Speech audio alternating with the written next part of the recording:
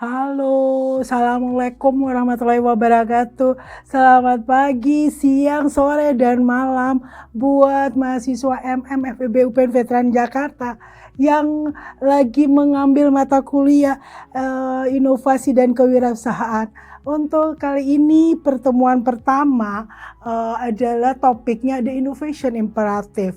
Next, Innovation Imperative itu tujuan yang akan kita pelajari bahwa seorang entrepreneur itu akan berhasil apabila dia selalu melakukan inovasi essential for survival growth. Maksudnya dia lakukan secara berkelanjutan dan bertumbuh sehingga inspirasi semua itu akan memanas dan terproses semua daripada resiko, sehingga di dalam mata kuliah ini kita akan mempelajari bagaimana proses dari seorang entrepreneur berinovasi untuk mencapai effectively.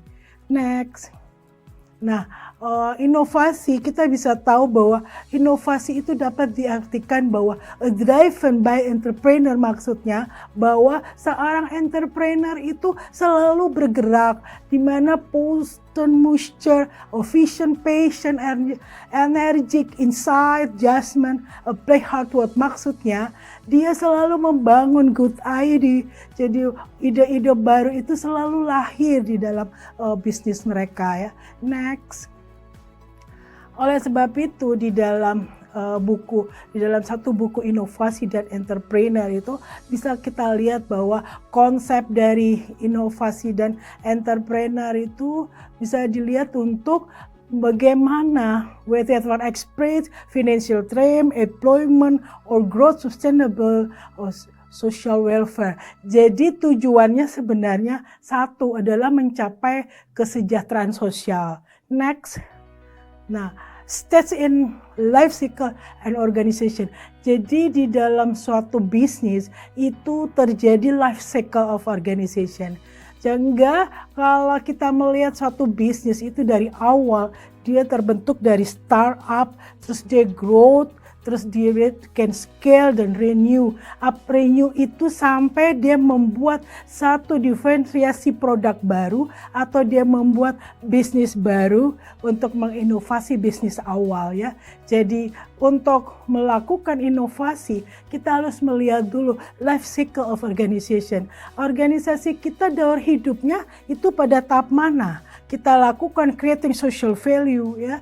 Sehingga kita bisa mengetahui apabila life cycle kita pada startup yang harus kita lakukan adalah social entrepreneur, passionable. Jadi kita tentukan dulu apa passion bisnis kita, baru kita improve dan change something the immediate environment. Baru kita menyesuaikan dengan lingkungan yang ada. Kalau life cycle perusahaan kita, bisnis kita pada tahap growth, itu kita lakukan suatu analisa baru untuk melakukan produk apa sih yang bagus untuk dipasarkan.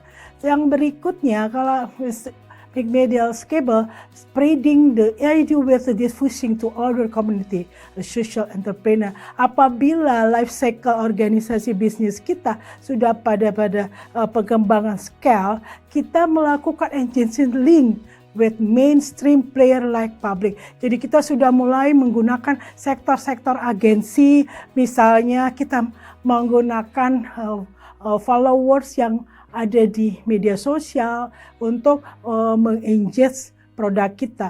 Kalau life cycle bisnis kita di renew, kita changing the system. Kita melakukan perubahan sistem dari bisnis kita untuk next ways of change. Jadi kita melakukan perubahan apabila life cycle organisasi kita pada renew. Next. Nah, untuk menselaraskan antara daur hidup bisnis kita dengan bisnis model inovasi yang cocok, itu kita bisa lihat.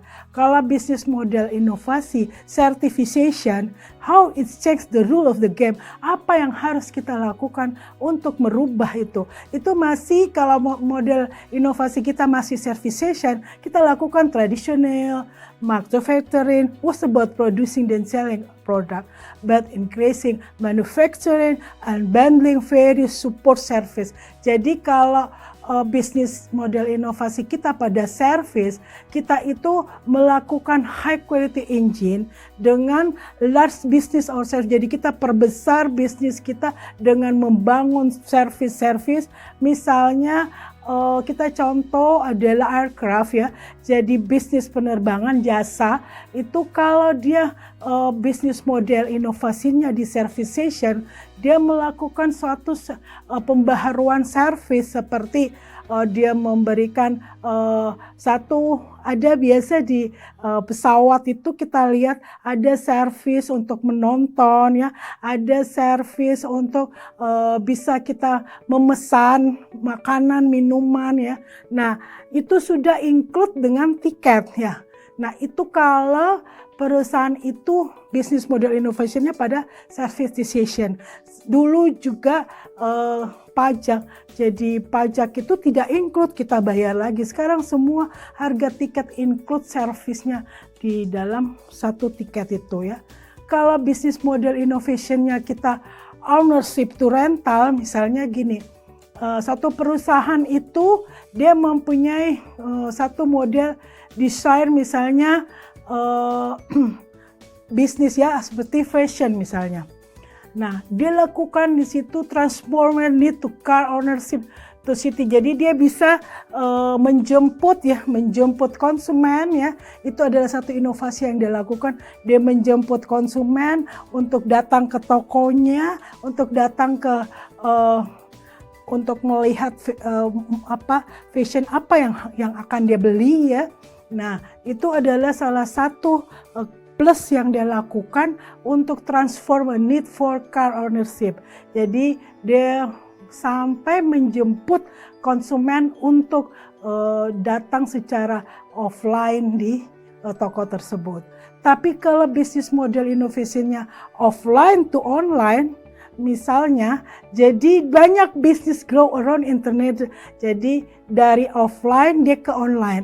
Contohnya retailing bisnis. Sekarang bisnis itu secara offline kita ke toko, ke mall ya. Tapi pengirimannya bisa melalui online. Jadi kita tidak perlu melakukan arrange produk itu langsung, tapi kita diantarkan produknya ke rumah kita. Jadi dia mengcombine antara offline to online.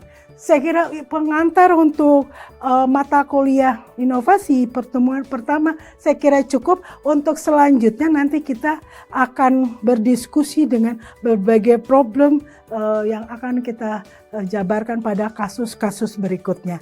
See you next week. Assalamualaikum.